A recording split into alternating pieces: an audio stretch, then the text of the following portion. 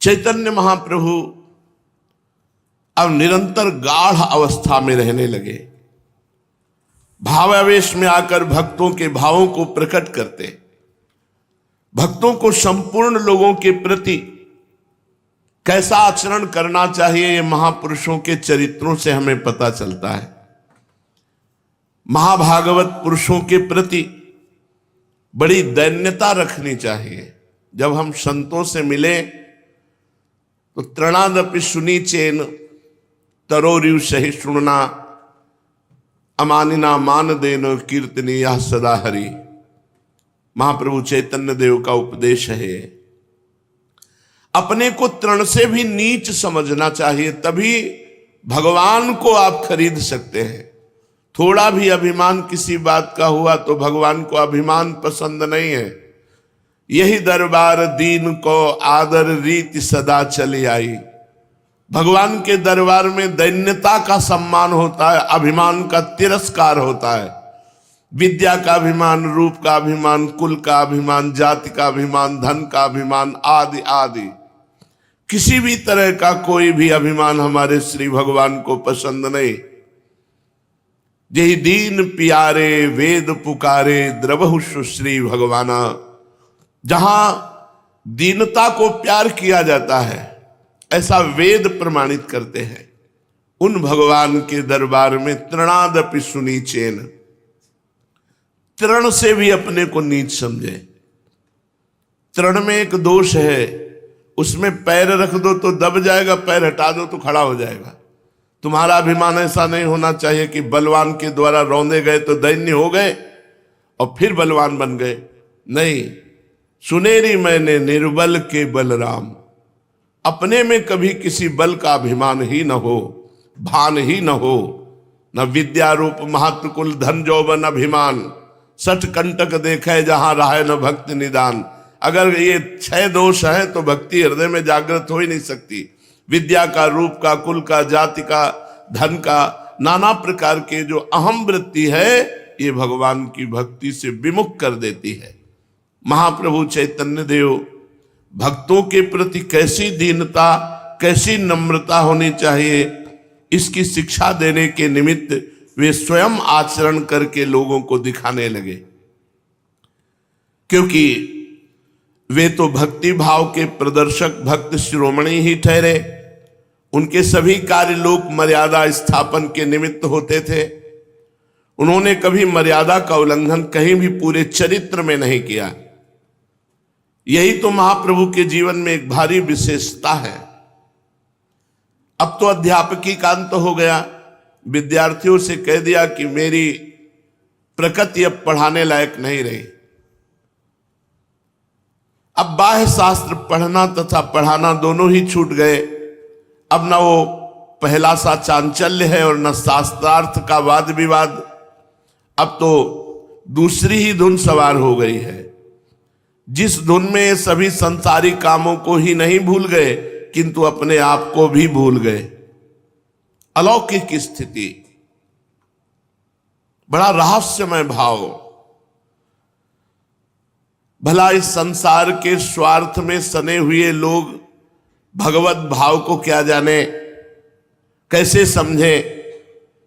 क्योंकि इनको तो जो भी करना है वो उसका फल क्या होगा। पहले फल का चिंतन करते हैं फिर काम करते हैं। सकामता, ये निष्काम समझे ही क्या? ये तत्सुख का भाव समझे ही क्या? महाप्रभु चैतन्य देव जी की दिनचर्या है नित्य प्रति प्रातः काल गंगा स्नान करना, क्योंकि समीप में ही नवद्वीप के गंगा जी है।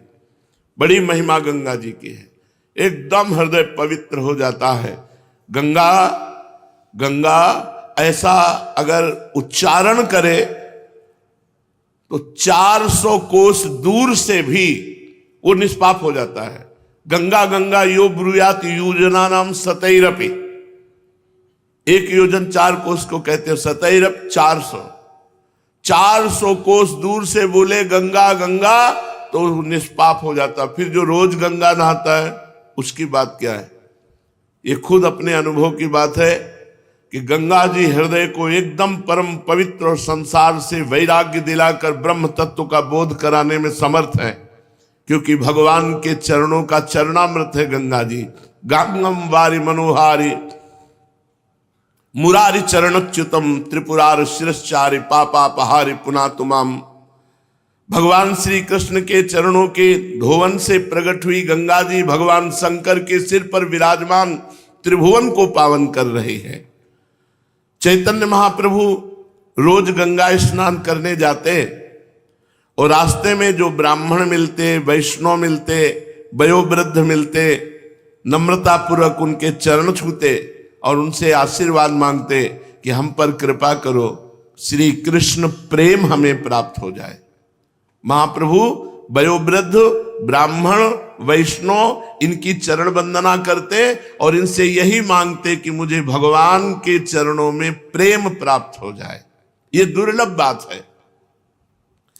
गंगा जी पहुंचकर जहां देखते वैष्णव सोई साष्टांग लौट जाते, उसकी चरण धूलि लेते, अपने माथे पर रखते, उनकी वंदना करते और भावावेश में आकर 4 प्रदक्षिणा करते वैष्णव की और फिर याचना करते, श्री कृष्ण प्रेम की भिक्षा हमें दे दो। हे संत जन, हे वैष्णव जन, मुझे भगवान श्री कृष्ण से प्रेम हो जाए। भक्तगण इन्हें हृदय से लगा लेते, इनकी दैन्यता, इनका प्रेम देखकर। कोई कोई कहता, भगवान करे आप जो मांगते हो आपको प्राप्त हो जाए। मेरी तो सामर्थ्य नहीं है, पर मैं हृदय से कहता हूं कि भगवान ऐसा करे कि आप श्री कृष्ण प्रेम में डूब जाओ, आपको अनन्य भक्ति श्री कृष्ण की प्राप्त हो। कोई वैष्णव कहता आप प्रभु के परम प्रिय हो, कोई कहता मैं हृदय से कहता हूं श्री कृष्ण तुम्हें अवश्य परम प्यार करेंगे, तुम्हारी सारी कामनाएं पूर्ण कर देंगे। जहां वैष्णव जन ऐसे आशीर्वाद देते तो महाप्रभु फूट फूट कर रोने लगते, रोते रोते कहते आप सभी वैष्णवों के आशीर्वाद का ही सहारा है। मुझ दीनहीन कंगाल में न भजन है न साधन है, बस केवल संत कृपा, केवल भक्त कृपा। भगवत भक्त बड़े ही कोमल स्वभाव के होते हैं, उनका हृदय करुणा से सदा भरा हुआ होता है। वो किसी को दुखी देखते हैं तो तुरंत दया करते हैं, ये भक्त का लक्षण है। किसी भी समस्या में किसी को दुखी देखकर अपना तन मन धन सब कुछ वार देना, उसके विषय में न सोचना, उसके विषय में भी नहीं सोचना कि मैंने किया, और सब कुछ दे देने की भावना रखना, ये भक्त का लक्षण है। देत लेत मन संक न धरई, बल अनुमान सदा हित करई। अपने बल के अनुसार दूसरों का मंगल, दूसरों का हित करना, ये संतों का स्वभाव होता है। घाट पर बैठे हुए वैष्णवों को देखते, जो मिल जाता प्रभु उसी के चरण पकड़ते, चरणों के नीचे लौट जाते। देख लो, ये अवतारी महापुरुष हैं। हम लोग किसी वैष्णव को देखें तो पहले देखेंगे किस संप्रदाय का है, फिर द्वेष दृष्टि से देखेंगे, ईर्ष्या दृष्टि से देखेंगे तो हमारा भला होगा। कोई भी भगवान का किसी भी नाम का जापक हो, देखते ही चरणों की तरफ मस्तक झुक जाए, तब तो तुम्हारी वैष्णवता, अगर किसी वैष्णव को देखकर थोड़ा भी हे भाव आएगा तो तुम्हारी भक्ति नष्ट हो जाएगी।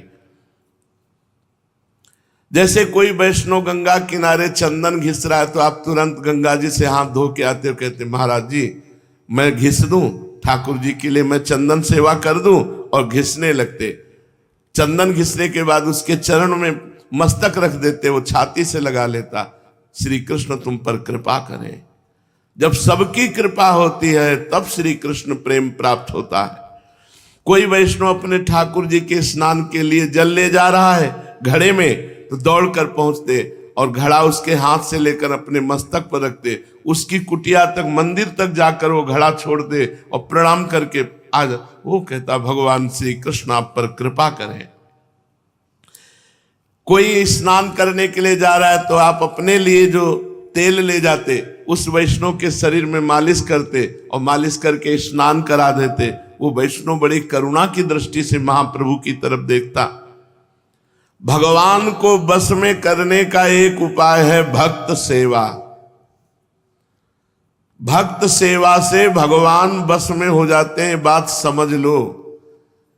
भगवान यज्ञ में स्वाहा करने से जितना प्रसन्न नहीं होते, उतना भक्त के आहा करने से, आहा आपने बढ़िया बढ़िया भोग लगाया ठाकुर जी को, संत को पवा दिया, भारी यज्ञ हो गई।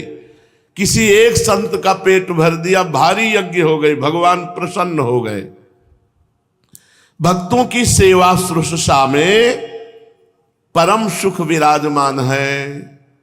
तत्काल फल मिलता है भक्त सेवा का, तत्काल। और देवी देवताओं की सेवा का तो समय आने पर फल मिलेगा, लेकिन भक्त सेवा तत्काल आपके दुख दोषों का नाश करके आपको उन्नति प्रदान करेगी। वृद्ध वैष्णवों के पास महाप्रभु बैठ जाते और उनसे कहते कुछ उपदेश करो। कोई कहता निरंतर श्री कृष्ण का नाम जपते रहना ही एकमात्र सार है। निमाई तुम्हें क्या कहना, तुम तो श्री कृष्णमय हो। श्री कृष्ण के मनोहर नामों का स्मरण करना ये सबसे बड़ी साधना है। समझ लीजिए, भगवान का प्रतिपल नाम स्मरण करना ये सबसे बड़ी साधना, इससे बड़ी कोई साधना नहीं। राधा राधा कृष्ण कृष्ण कृष्ण नाम चल रहा है, राम शिव हरि जो भी तुम्हें प्रिय हो, हर समय नाम जपते रहो। श्री कृष्ण की कथा के अतिरिक्त और कुछ बात संसारी अब कानों से मत सुनो।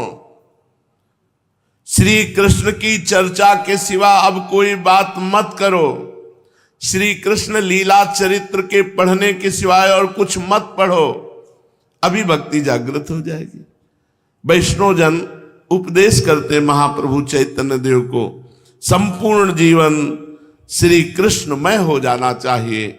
खाते कृष्ण, पीते कृष्ण, चलते कृष्ण, उठते कृष्ण, बैठते कृष्ण, हंसते कृष्ण, रोते कृष्ण, इस प्रकार सदा सर्वदा कृष्ण ही कृष्ण पुकारते रहना चाहिए।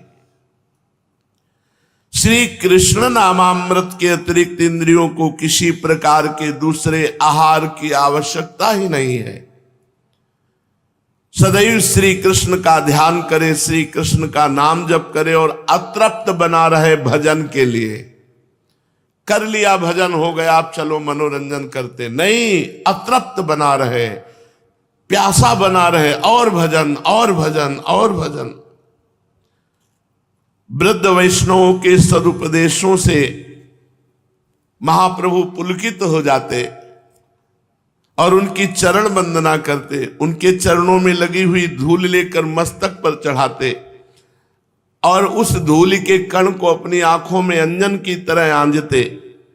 ऐसी भक्ति देखकर वैष्णव कहने लगते, निमाई पंडित तुम धन्य हो, तुम धन्य हो। अरे श्री कृष्ण प्रेम के साक्षात तुम स्वरूप हो, इसे ही तो प्रेमानंद कहते हैं। धन्य है इनका जीवन और धन्य है वो मां जिनकी कोख से ऐसा सुपुत्र उत्पन्न हुआ। जिसके घर में एक भी बालक भगवान का भजन करने वाला पैदा हो जाए, वो कुल का कुल तर जाता है। नाम प्रसंग कहे तो उपदेश, जहां या धर्म धन्य सो देश। धन्य सु कुल जेहि जन्म भयो, धन्य सु तात धन्य सो माए, संतत सकल सुनो चित लाए। वो धन्य है माता पिता गांव नगर देश, जिसमें भगवान का परम प्रेमी महाभागवत प्रकट हो जाए। वैष्णवगण ऐसा चैतन्य महाप्रभु की प्रशंसा करते। इधर महाप्रभु की ऐसी विचित्र दशा देखकर मां है ना, अब बड़ा पुत्र तो सन्यासी हो गया, आज तक वापस नहीं आया, तो सची माता को बड़ा दुख हुआ कि अब एक यही निमाई बचे थे, वो भी भगवत भक्ति में। बड़ी दुखी हो गई। ममता का स्वरूप ही अलग होता है। वो दीन होकर भगवान से प्रार्थना करने लगी, प्रभु इस विधवा के एकमात्र आश्रय को आप अपनी कृपा का अधिकारी बनाओ। नाथ 67 वर्ष की अवस्था है हमारे शरीर की, सची माता की अवस्था 67 वर्ष की है। मैं दीनहीन हूं, पति परलोक पधार गए, एक बेटा सन्यासी हो गया, दूसरा पागल हो रहा है भगवान के प्रेम में। नाथ दया करो। मेरे आगे पीछे कोई नहीं, यही एक बेटा है। इस अंधी वृद्धा का ये निमाई ही एकमात्र सहारा है। इस सहारे से मैं संसार में जी सकती हूं। हे असरण शरण, कौन सा रोग दे दिया आपने मेरे बेटे को? इसे रोग मुक्त कीजिए, इसे सुंदर स्वास्थ्य प्रदान कीजिए। भोली माता सभी के सामने अपना दुखड़ा रोते रोते कहने लगती, न जाने निमाई को क्या हो गया है। वो कभी रोता है, कभी हंसता है, कभी गाता है, कभी नाचता है, कभी रोते रोते मूर्छित होकर गिर पड़ता है, कभी जोरों से दौड़ने लगता है। स्त्रियां एकत्रित हो जाती और सची माता से कहती, अम्मा तुम बड़ी भोली हो, इसमें पूछना क्या है? कोई चक्कर है? गांव की तो माताएं बहनें ऐसी, कोई चक्कर है? ऐसे ही अनजाने लोग जो है ना बहुत त्रास देते हैं। अब ले जाते हैं भूत प्रेत वाले, वो मारता पीटता झाड़ता है, उनको वायु रोग है, उनको उन्माद है या कुछ है, और प्रेत समझ करके बहुत पिटाई करते हैं, बड़ी दुर्दशा कर देते हैं। अब महाप्रभु को तो भगवत प्रेमोन्माद है, और गांव की मैं, अरे तुम्हें समझना क्या है? मैं कह रही हूं ऊपरी चक्कर है, कोई भीतरी चक्कर, कोई ऊपरी चक्कर। भगवान के भजन को तो जानते नहीं ये लोग। ऐसा करो तो सची माता कहती, क्या करूं? दोनों पैर बांध दो रस्सी से। गांव की महिलाओं का बहुत विचित्र। कह रही महाप्रभु के पैर बांध दो। कोई बाहरी चक्कर है, कोई भूत प्रेत का चक्कर है। देखो कोठरी में हाथ बांधो, पैर बांधो, और केवल नारियल का पानी पिलाओ, और किसी झाड़ने वाले को लाओ। चैतन्य महाप्रभु के लिए कह रहे हैं, बिल्कुल रोग दूर हो जाएगा। हम तुमसे सच्ची कहती है। कोई कहती, अरे ऐसी बात नहीं है, अगर इनके सिर पर खूब ठंडा तेल मला जाए तो इनकी गर्मी शांत हो जाएगी। गर्मी से ऐसा हुआ है। कोई कुछ अपनी अपनी सलाह देती। सची मात्रा तो कहती है, हम तो भगवान की शरण में है, वही ठीक करेंगे। इकलौते पुत्र के पैर बांधकर कोठरी में बंद करने की सलाह ये ग्रामीण महिलाएं वहां देती महाप्रभु के लिए। अब एक ही पुत्र है, उनके दुख से दुखी, ऊपर से सलाह कौन सी कि हाथ पैर बांध के कोठरी में बंद कर दो। ऐसे ही करते हैं। उसका पेट दर्द कर रहा है, उसका मस्तक दर्द कर रहा है, उसको मिर्गी आ रही है, उसको भूत प्रेत समझ करके न जाने कौन कौन सी दुर्दशा कर दे। तो कुछ तो गांव के लोग भोले भाले होते हैं, ऐसे फंस जाते। और कुछ के जो होता है वो जैसे मलिन तुम हो और तुम्हारे कर्म का भोग आया है, तो फिर कोई न कोई आपको दंड देने के लिए आपके ऊपर सवार हो सकता है। ऐसा हो सकता है। लेकिन जिसके मुख में नाम है, जो भगवान का नाम जप करता है, उसके जीवन में कभी नहीं, कभी भूत प्रेत नहीं आ सकते। अगर मुख से राम कृष्ण हरि निकल रहा है, कभी भूत प्रेत नहीं आ सकते। वो चैतन्य महाप्रभु को कह रहे कि हाथ पैर बांध करके डाल दो, इनके कोई ऊपरी चक्कर है। सची माता चुप हो गई, किसका कहा माने। पति की ऐसी दशा देखकर विष्णु प्रिया जी तो बाजू पकड़े दरवाजे की खड़ी। क्या हो, अब वो 9 वधू है, अब इनको कैसे संभाला जाए। ना उनको भोजन अच्छा लगता है, ना पानी अच्छा लगता है। कौन जाने पतिव्रता के हृदय की पीड़ा को। वो सदा चैतन्य महाप्रभु के विषय में ही सोच रही है, हे भगवान ये क्या हो गया है इनको। सची माता के बहुत आग्रह करने पर विष्णु प्रिया जी 1-2 ग्रास खा लेती हैं। बकाया रात दिन उपवास करके भगवान से प्रार्थना करती हैं। सची माता का अब दुख दुगना हो गया। एक तो चैतन्य महाप्रभु भावावेश में, दूसरी विष्णु प्रिया जी ने भोजन त्याग दिया। वो एकाध कवल पाती। 67 वर्ष की अवस्था में बूढ़ी माता क्या क्या देखे, वैसे ही शरीर असमर्थ। अब नीलांबर चक्रवर्ती की पुत्री को, मतलब सची माता को, जगन्नाथ मिश्र जैसे पंडित की धर्म पत्नी को, अर्थात सची माता को, विश्वरूप जैसे महापुरुष की माता को ये दुख भोगना। अब आप विचार करो, संसारी प्राणी दुख से बचना चाहते हैं। बड़े बड़े अवतारी महापुरुषों के घर में दुख अपना तांडव मचाता है।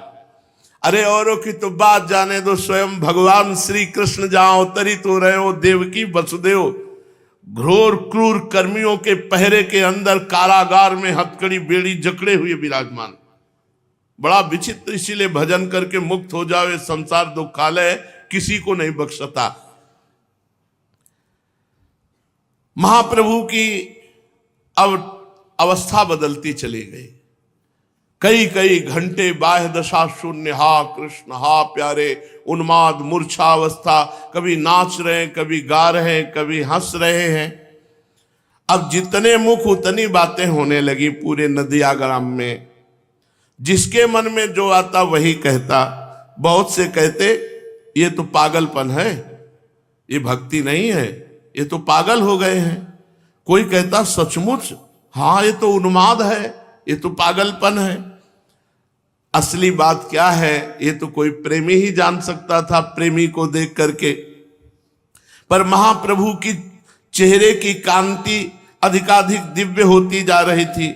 उनके दर्शन से हृदय में हिलोरें उठ रही थी, अंतःकरण उमड़ने लगा। ना जाने उनकी आकृति में क्या जादू था, जो देखता वो महाप्रभु का हो जाता। क्योंकि भगवद आवेश है। कोई कोई सब बातों का खंडन करके कहने लगता अरे कोई पागलपन नहीं, कोई भूत प्रेत नहीं, इनके अंदर तो भगवान की दिव्य भक्ति का प्रभाव है। अरे ये तो अनेक जन्मों की साधना के बाद ऐसा जागृत होता है। हम पहले बता चुके हैं कि श्रीवास पंडित प्रभु के पूज्य पिताजी के परम स्नेही और सखा थे। उनकी पत्नी मालती देवी से सची माता का सखी भाव था। वे दोनों ही प्रभु को पुत्र की भांति प्रेम करते थे। श्रीवास पंडित को इस बात का हार्दिक दुख बना रहता था कि निमाई पंडित जैसे समझदार और विद्वान पुरुष भगवत भक्ति से उदासीन ही बने हुए हैं। उनके मन में सदा यही बात बनी रहती थी कि निमाई पंडित कहीं अगर वैष्णव बन जाए तो वैष्णव धर्म का बेड़ा पार हो जाए, फिर वैष्णवों की आज की भांति दुर्गति कभी ना हो। प्रभु के संबंध में लोगों के मुख से भांति भांति की बातें सुनकर श्रीवास पंडित के मन में परम कौतूहल हुआ और वे आनंद और दुख के बीच में पड़कर सोचने लगे, क्या ये भक्ति है या वायु रोग है? शास्त्र कहते हैं शरीर अनित्य है, आगमापाई है, आने जाने वाला है, रोगों का घर है, शरीरम व्याधि मंदिरम। क्या वास्तविक ये कोई रोग है या भगवत भक्ति? मेरा हृदय इनकी इस दशा को सुनकर सुखी क्यों हो रहा है? श्रीवास जी सोचते, इसका मतलब है कि इनकी भागवतिक दशा है। कोई ऐसी वैसी बात होती तो हृदय में दुख होता। मेरा हृदय सुखी हो रहा है इनकी बात को सुनकर, इनकी दशा को देखकर। चलो आज अपनी भाव दृष्टि से देखते हैं कि निमाई पंडित में वास्तविक क्या भक्ति का प्रकाश है। वो अपने घर से चल दिए। बड़े भगत थे श्रीवास जी। महाप्रभु उस समय तुलसी जी में जल देकर तुलसी जी की प्रदक्षिणा परिक्रमा कर रहे थे। पिता के समान पूजनीय श्रीवास पंडित को देखकर महाप्रभु उनकी ओर दौड़ पड़े और चरणों में प्रणाम करके गले से लिपट गए। श्रीवास ने जो ही प्रभु के अंगों का स्पर्श किया, चैतन्य महाप्रभु के, तो बिजली से दौड़ गई। संपूर्ण शरीर में रोमांच होने लगा, आंखों से आंसू टपकने लगा और भाव विभोर हो गए। उन्होंने कहा ये चमत्कार कैसे हो गया?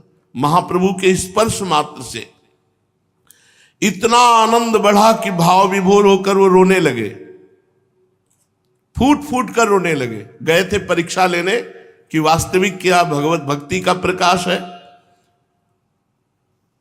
श्री सची माता जी वहां आ गई और देखा श्रीवास जी रो रहे और महाप्रभु श्रीवास को रोता देखकर और रोने लगे।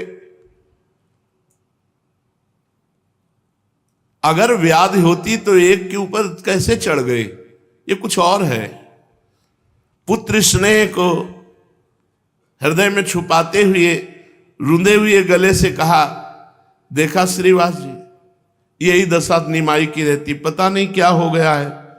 श्रीवास पंडित अपने को संभाला और भावावेश में आकर कहा,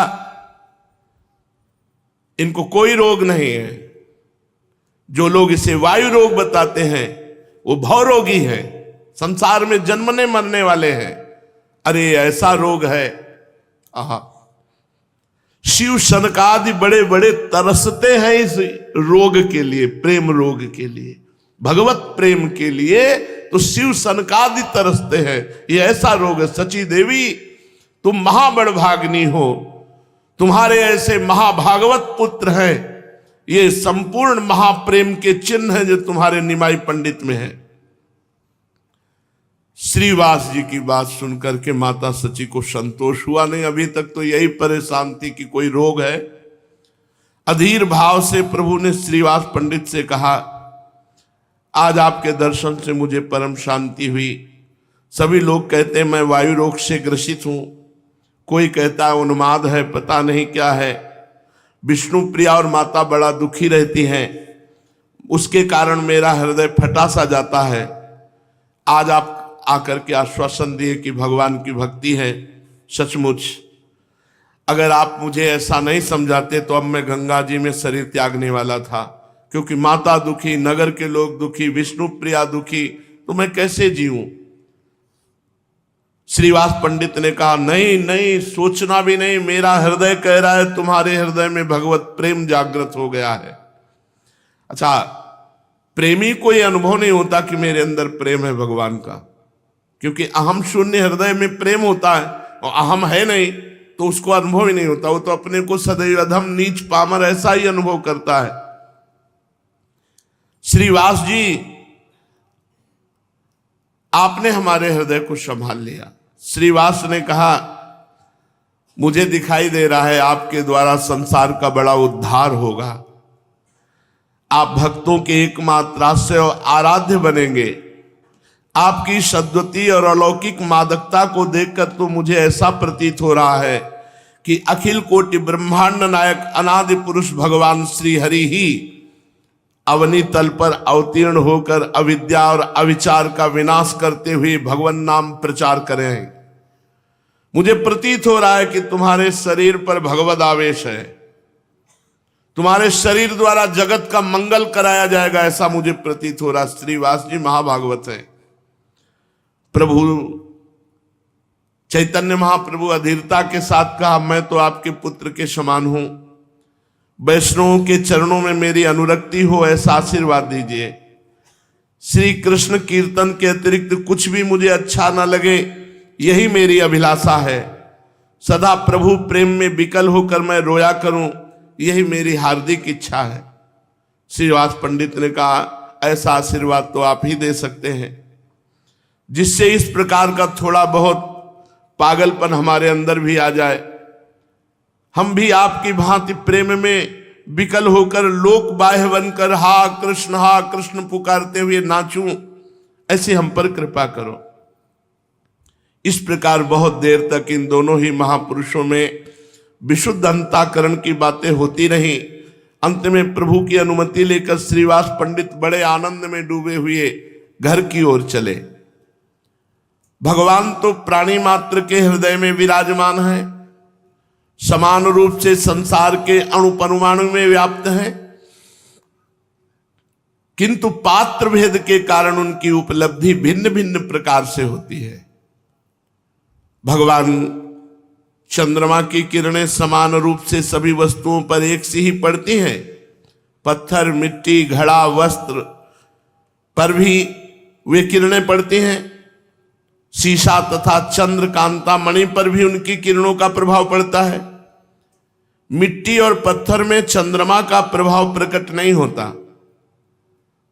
वहां घोर तमोगुण के कारण अव्यक्त रूप से ही बना रहता है, किंतु स्वच्छ और निर्मल चंद्र कांता मणि पर तनिक सी किरण पड़ते ही विचित्र दशा हो जाती है। उन लोक सुखकारी भगवान चंद्रमा की कृपा पाते ही हृदय पिघलने लगता है और वह चंद्र कांता मणि द्रवित होकर बहने लगती है। इस कारण चंद्रदेव उसके प्रति अधिकाधिक स्नेह करने लगते हैं। इसी कारण उसका नाम चंद्रकांत मणि पड़ गया। उसका चंद्रमा के साथ नित्य का शाश्वत संबंध हो गया। इसी प्रकार भगवान सबके हृदय में है, पर भगवान की कृपा की किरण सबके ऊपर पड़ती है, पर जो जैसे मिट्टी पत्थर के ऊपर चंद्रमा की किरणें पड़ने पर कोई प्रभाव नहीं होता, चंद्र कांता मणि पिघल जाती है, ऐसे ही सबके हृदय में भगवान है, सबके ऊपर कृपा है, पर जो भजन करता है वो विशेष भगवान की कृपा पाते ही एकदम दौड़ पड़ता है भगवान की तरफ की अभी तक मैं भूला था भगवान को, आज भगवान ने कृपा के भाग पड़ा वो संसार का राग छोड़कर भगवान की तरफ। भगवत भक्तों की बड़ी महिमा है। मोरे मन प्रभुवस विश्वासा, राम ते अधिक राम कर दासा। भगवान से भी बढ़कर भगवान का दास है। कोई ऐसा कह सकता है कि ऐसा कैसे हो सकता है, भगवान से बढ़कर भगवान का भक्त कैसे हो सकता है? तो देखो, सबके हृदय में भगवान विराजमान है, लेकिन सब माया में बंधे हुए दुर्गति भोग रहे हैं। लेकिन एक भक्त का संग हो जाए तो माया मुक्त हो जाएगा। भगवान का संग है सबके हृदय में, लेकिन सबके हृदय अछत विकारी, सकल जीव जगदीन दुखारी। पर यदि भक्त का संग हो जाए तो भगवान की माया को बाधित करके उस सच्चिदानंद प्रेम में डुबो दे। इसीलिए तात स्वर्ग अपवर्ग सुख धरी, तुला एक अंग तूलन ताय सकल मिली, जो सुख लव सत्संग। मोरे मन प्रभु से विश्वासा, राम ते अधिक राम कर दासा। भगवत भक्तों की महिमा ही ऐसी है। भक्तों को समझने के लिए भी प्रभु की कृपा की ही आवश्यकता है। जिस पर भगवान की कृपा नहीं, वह भक्तों की महिमा को भला समझ ही क्या सकता है। जिसके हृदय में उस रसराज श्री कृष्ण के रस सुधा में एक बिंदु का भी प्रवेश नहीं हुआ, जिसमें उसके ग्रहण करने की किंचन मात्र भी शक्ति नहीं हुई, जो रसिकता के मर्म को नहीं समझता, वो क्या समझ पाए। इसलिए भगवत रसिक जी को लिखना पड़ा, भगवत रसिक रसिक की बातें रसिक बिना को समझ सके ना। अब चैतन्य महाप्रभु के इन 9 अनुराग की चर्चा संपूर्ण नगर में भांति भांति से हो रही थी। उस समय सभी वैष्णव अद्वैताचार्य जी के यहां एकत्रित हुआ करते थे। अद्वैताचार्य के स्थान को वैष्णवों का अखाड़ा ही कहना ठीक है। वहां पर सभी नामी नामी वैष्णव रूपी पहलवान एकत्रित होकर भक्ति तत्व रूपी युद्ध का अभ्यास किया करते थे। प्रभु की प्राप्ति के लिए भांति भांति के दांव पेचों की उस अखाड़े में आलोचना तथा प्रत्यालोचना हुआ करती थी। सदा इस बात पर विचार होता था कि दुराचार प्रबल शत्रु है, किन भाव के द्वारा इस दुराचार का नाश किया जाए। वैष्णव अपने बल का विचार करते और अपनी ऐसी दुर्दशा पर आंसू भी बहाते। जब महाप्रभु के नूतन भावों की बात विवाद अद्वैताचार्य जी के यहां बैठे हुए वैष्णवजन करने लगे, अधिकांश वैष्णव इसी पक्ष में थे कि निमाई पंडित को भक्ति का ही आवेश है, उनके हृदय में प्रेम का पूर्ण रूप से प्रकाश हो रहा है, उनकी सभी चेष्टाएं अलौकिक हैं। उनके मुख के तेज को देखकर मालूम पड़ता है कि वे प्रेम के ही उन्माद में उन्मादी बने हैं, दूसरा कोई कारण नहीं है। किंतु कुछ भक्त इस बात को काट देते। उनका कहना था कि निमाई पंडित की भला एक साथ ऐसी दशा किस प्रकार हो सकती है। कल तक जो देवी देवता भक्त वैष्णव की खिल्लियां उड़ाते थे, सहसा उनमें इस प्रकार के परिवर्तन का होना संभव है। जरूर उन्हें कोई वायु रोग है या पागलपन है या उन्माद है। उन सबकी बातें श्रीमान अद्वैताचार्य जी ने सुना और संबोधित करते हुए गंभीरता के साथ कहा, भाई आप लोग जिन निमाई पंडित के संबंध में बातें कर रहे हो, उन्हीं के संबंध में मेरा भी एक निजी अनुभव सुन लो। तुम सब लोगों को ये बात तो विदित ही है कि मैं भगवान को प्रकट करने के निमित्त गंगा जल से और तुलसी से श्री कृष्ण का पूजन किया करता हूं। गौतमी तंत्र के इस वाक्य पर मुझे पूर्ण विश्वास है तुलसी दल मात्रेण जलश्च चुलुकेन वा विक्रीणीते स्वमात्मानं भक्तेभ्यो भक्तवत्सलः। भगवान ऐसे दयालु हैं कि अगर एक तुलसी का पत्ता एक चुल्लू जल भगवान में चढ़ा दो तो उतने मात्र से अपने आप को दे देते हैं। इसी वाक्य पर विश्वास करके मैंने तुम लोगों को बार बार आश्वासन दिया। श्रीमद् भगवत गीता के एक श्लोक का अर्थ मेरी समझ में नहीं आया था। इसी चिंता में रात्रि में बिना भोजन किए सो गया। तो मैं तुम लोगों को एक गुप्त बात बताता हूं। स्वप्न में क्या देखता हूं कि गौर वर्ण के तेजस्वी महापुरुष मेरे समीप आए और मुझसे कहने लगे, अद्वैताचार्य जल्दी से उठ, जिस श्लोक में तुझे शंका थी उसका अर्थ इस प्रकार है। पूरा अर्थ बताया तो मेरी कामना पूर्ण हो गई। और फिर उन्होंने कहा, जिस इच्छा से तू निरंतर गंगा जल और तुलसी से मेरा पूजन करता था, तेरी वो इच्छा सफल हो गई। हम अब शीघ्र ही प्रकाशित हो जाएंगे। अब तुम्हें भक्तों को अधिक दिन आश्वासन न देना होगा। अब हम थोड़े ही दिनों में नाम संकीर्तन आरंभ कर देंगे, जिसकी घनघोर तुमुल ध्वनि से दिशा विदिशाएं प्रतिध्वनित हो उठेंगी। इतना कहने पर उन महापुरुष ने अपना असली स्वरूप दिखाया।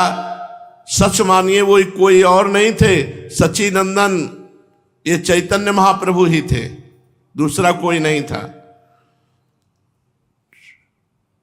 जब इनके अग्रज विश्वरूप मेरी पाठशाला में पाठ करते थे, तब ये उन्हें बुलाने के निमित्त मेरे यहाँ कभी कभी आया करते थे।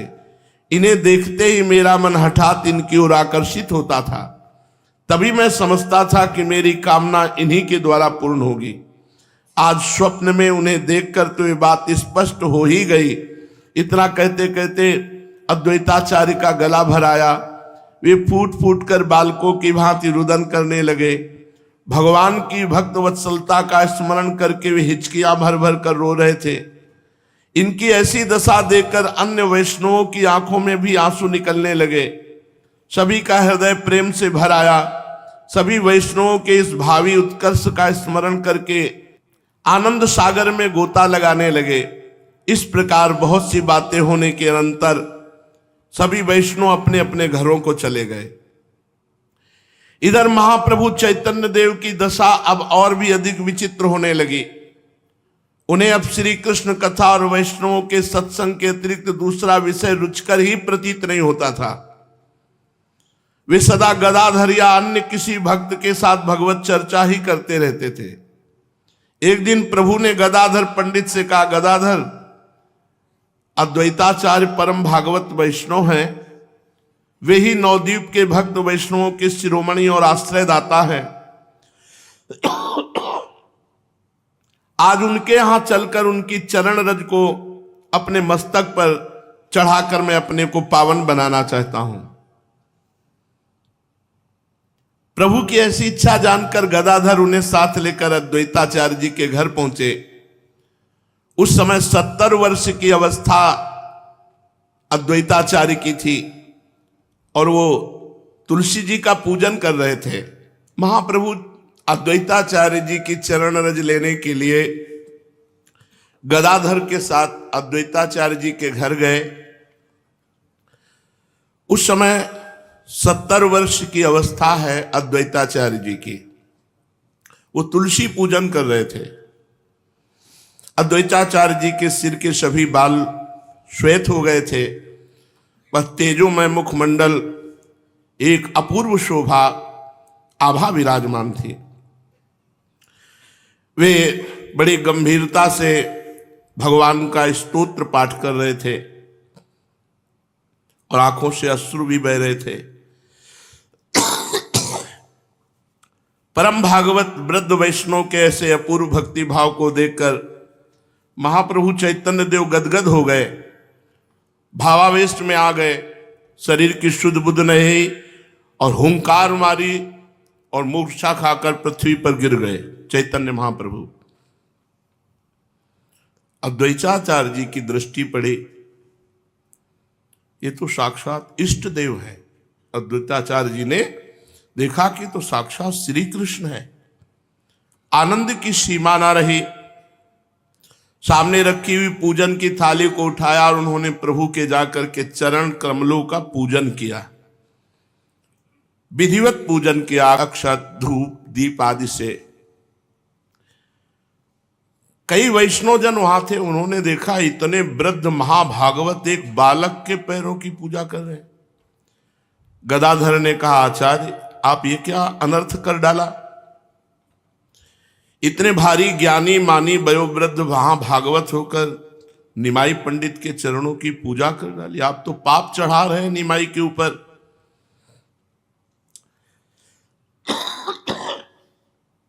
गदाधर की ऐसी बात सुन करके अद्वैताचार्य ने कहा, गदाधर आज जो मैं कर रहा हूं ना, तुम थोड़े दिनों को बाद देख लेना, इस बालक का महत्व देख लेना। आज मैं पूजा कर रहा हूं, कल पूरा विश्व पूजन करेगा इन्हीं चरणों का, और कृतकृत्य समझेगा जो इनके चरणों का पूजन कर लेगा। इस बालक का महत्व सारा विश्व देखेगा। मेरे इस कार्य को देखकर आश्चर्य मत करो, कालांतर में तुम्हारा ये भ्रम स्वतः ही दूर हो जाएगा। इसी बीच चैतन्य महाप्रभु की मूर्छा भंग हुई, कुछ ज्ञान हुआ। अरे आचार्य के चरण रोते रोते पकड़कर कहा, प्रभु अब तो मेरा उद्धार कर दो, बहुत समय व्यर्थ बकवाद में व्यतीत हो गया, अब तो हमें अपने चरणों की शरण प्रदान करो, अब तो हमें प्रेम का थोड़ा बहुत तत्व समझाओ, हम आपकी शरण में आए हैं, आप ही हमारी रक्षा कर सकते हैं। चैतन्य महाप्रभु ऐसे ही दैन्य आलाप करने लगे। अद्वैताचार्य जी भौचक्के से रहने लगे और कहने लगे, प्रभु अब अपने को मेरे सामने छिपा नहीं सकते आप, इतने दिनों तक छिपे छिपे रहे, अब और कब तक छिपे रहने की इच्छा है, अब तो आपके प्रकाश करने का समय आ गया है। चैतन्य महाप्रभु ने दीनता के साथ कहा, आप हमारे माता पिता गुरु हैं, आपका जब अनुग्रह होगा तभी हमें श्री कृष्ण प्रेम प्राप्त हो सकेगा। आप ऐसा आशीर्वाद दीजिए कि हम वैष्णवों के सच्चे दास बन जाएं। इस प्रकार बहुत देर तक परस्पर दोनों में दैन्ययुक्त बातें होती रही। अंत में प्रभु गदाधर के साथ अपने घर को चले गए और अद्वैताचार्य जी ये मुझे छलना चाहते हैं, अर्थात ये अपने को छुपाना चाहते हैं, सचमुच मेरा स्वप्न सत्य है, ये वही महापुरुष हैं जो स्वप्न में आए थे, ये संकीर्तन के द्वारा विश्व का परम मंगल करेंगे। अब मेरा नवद्वीप में रहना ठीक नहीं, ये सोचकर वे नवद्वीप को छोड़कर शांतिपुर के अपने घर में जाकर के रहने लगे। और महाप्रभु अब नवीन लीला प्रारंभ की, श्रीवास जी के घर में नाम संकीर्तन प्रारंभ। सुशेष चर्चा आगे। श्री राधा वल्लभ लाल।